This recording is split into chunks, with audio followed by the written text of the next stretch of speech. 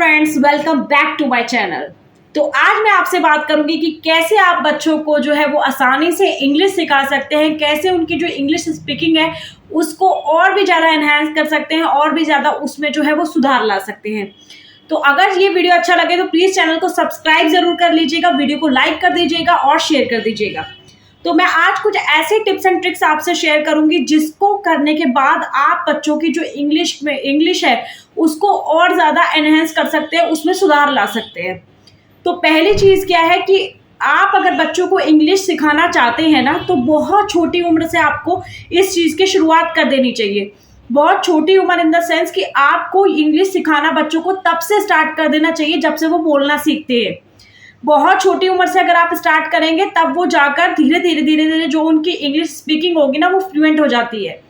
क्यों? क्योंकि हम लोग जो है ना, अब हम क्या करते हैं, जैसे हमारी फैमिलीज होती है तो हम लोग हिंदी में बात करते हैं, आपस में भी हम हिंदी में बात करते हैं, बच्चे से भी हम हिंदी में बात करते हैं, क्योंकि हमारी मदर टंग जो है ना वो हिंदी है। तो उससे क्या होता है, बच्चा जैसे जो हमारी बातें सुनता है ना, बच्चा उसी चीज़ को फॉलो करता है, उसी चीज़ को वो आगे जो है वो बोलता है। जैसे वो आपको सुनेगा वैसा ही वो बोलेगा। आप जिस भी लैंग्वेज में उससे बात करेंगे ना, उसी लैंग्वेज में बच्चा जो है वो समझना शुरू हो जाता है और धीरे धीरे जो है वो बोलना स्टार्ट हो जाता है।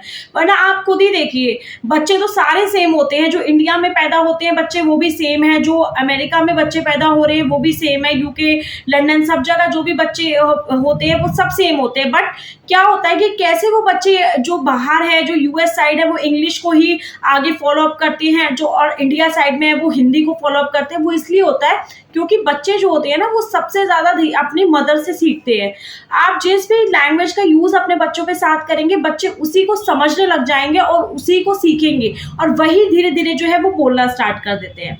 अब इसका मतलब तो ये है नहीं, इतना तो पॉसिबल हो नहीं सकता कि हम अपनी मदर टंग को छोड़ दें या हम हिंदी में बोलना जो है, बात करना घर में छोड़ दें। क्योंकि अगर आप छोड़ भी देंगे ना आपस में बात करना, जैसे हस्बैंड वाइफ है, जो बच्चे के मतलब पेरेंट्स है, वो आपस में भी अगर बात करना छोड़ भी देंगे तो फिर भी फैमिली में बहुत सारे लोग होते हैं जो हिंदी में ही बात करना प्रेफर करते हैं।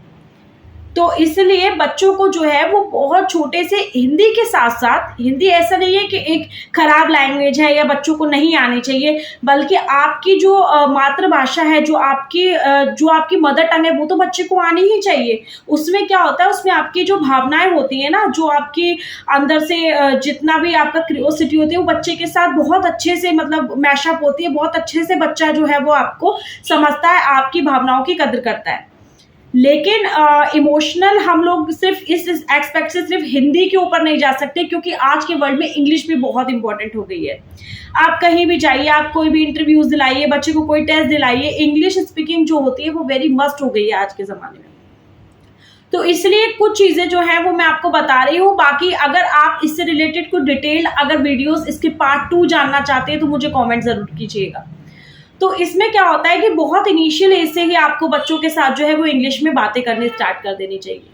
पर बातें जो हैं वो इस तरीके की होनी चाहिए। दूसरी टिप मैं यही दूंगी कि बातें जो है वो इस तरीके की होनी चाहिए कि मतलब बच्चों को छोटे छोटे वर्ड से आपको शुरुआत करनी है। ये नहीं कि आप बच्चों को लंबे चौड़े सेंटेंसेस समझा रहे हैं, आप बच्चों से लंबे चौड़े सेंटेंसेस में बात कर रहे हैं, या देखो फ्लुएंट इंग्लिश बोल रहे हैं, बच्चों को समझ में नहीं आ रहा।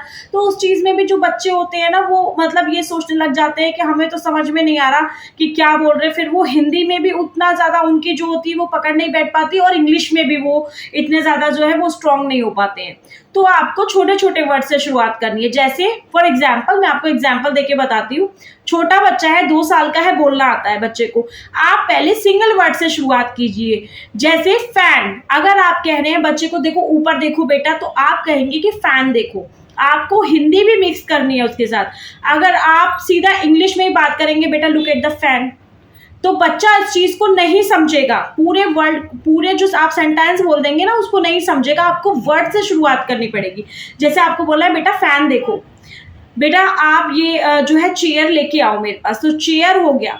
ठीक है, तो ऐसे छोटे छोटे वर्ड्स, ये मैंने कुछ एग्जाम्पल दिए हैं, ऐसे कुछ वर्ड्स के साथ, सिंगल वर्ड्स के साथ आपको शुरुआत करनी है और धीरे धीरे आपको उसमें जो है वो वर्ड्स जोड़ते रहने हैं।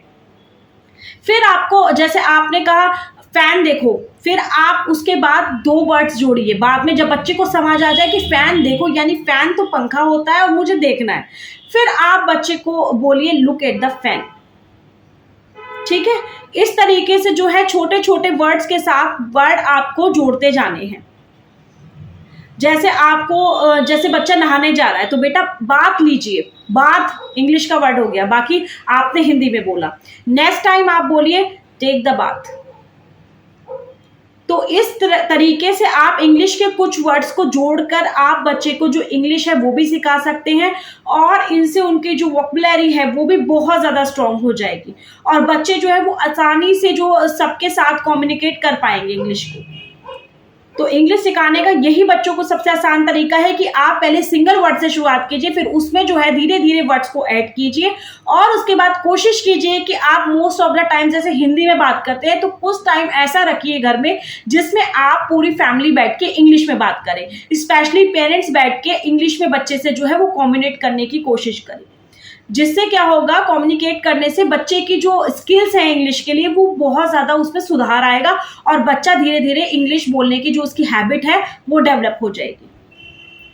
तो इसी तरीके की इंफॉर्मेशनल वीडियोस देखने के लिए चैनल को सब्सक्राइब कीजिए, वीडियो को लाइक कीजिए और शेयर कीजिए। Bye bye, take care.